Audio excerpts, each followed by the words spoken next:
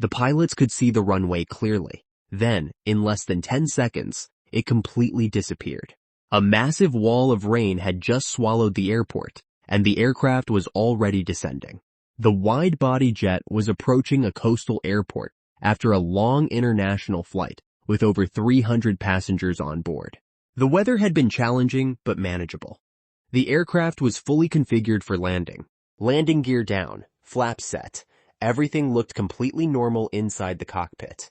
Air traffic control cleared the flight to land, and the pilots acknowledged, continuing their steady descent.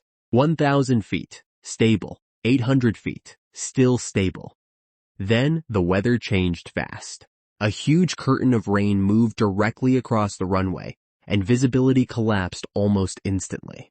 The pilots could barely see the approach lights. Then the wind suddenly and violently shifted direction. The aircraft began drifting away from the center line as a wind shear warning filled the cockpit. The captain immediately pushed the thrust levers forward and called the go-around without hesitation.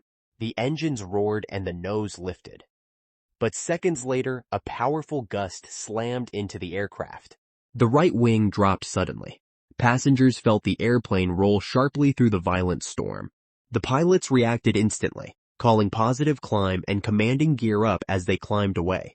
The aircraft climbed through the rain as the airport disappeared completely beneath the heavy clouds below. Air traffic control instructed the crew to climb and maintain 4,000 feet. They acknowledged immediately. But now fuel was becoming limited, and the storm was growing even stronger around them. The captain studied the weather radar, then made a decision. They would attempt the landing again. After escaping the first approach, the pilots were preparing to enter the storm again. This time, they knew exactly what was waiting for them, and they might only get one more chance. The aircraft circled several miles from the airport, buying time. The pilots carefully studied the weather radar inside the cockpit, analyzing every detail of the approaching storm system. A narrow opening appeared between two heavy rain cells. A small but critical window of opportunity had emerged. ATC cleared the aircraft for approach. The captain responded calmly, confirming they were ready for another attempt at landing. The aircraft turned toward the runway, gear down, flaps set, landing checklist complete. The crew was fully prepared. The cabin became completely silent. Passengers gripped their armrests as the aircraft descended through the turbulent, rain-filled sky. 500 feet. The runway appeared through the rain, but the crosswind was still pushing hard from the left. The captain corrected skillfully. The nose pointed slightly into the wind while the aircraft continued tracking toward the center line. 300 feet. 200. The runway lights grew brighter as the aircraft descended closer through the stormy darkness. Then another powerful gust hit. The aircraft rolled slightly to one side. The pilots corrected immediately without hesitation. 100 feet. 50. 40. 30.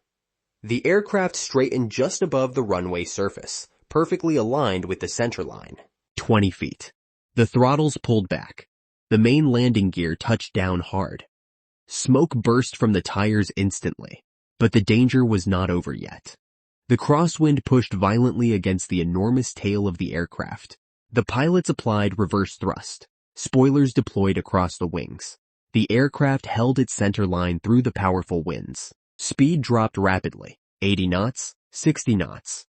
Finally, the aircraft slowed safely to a complete controlled stop.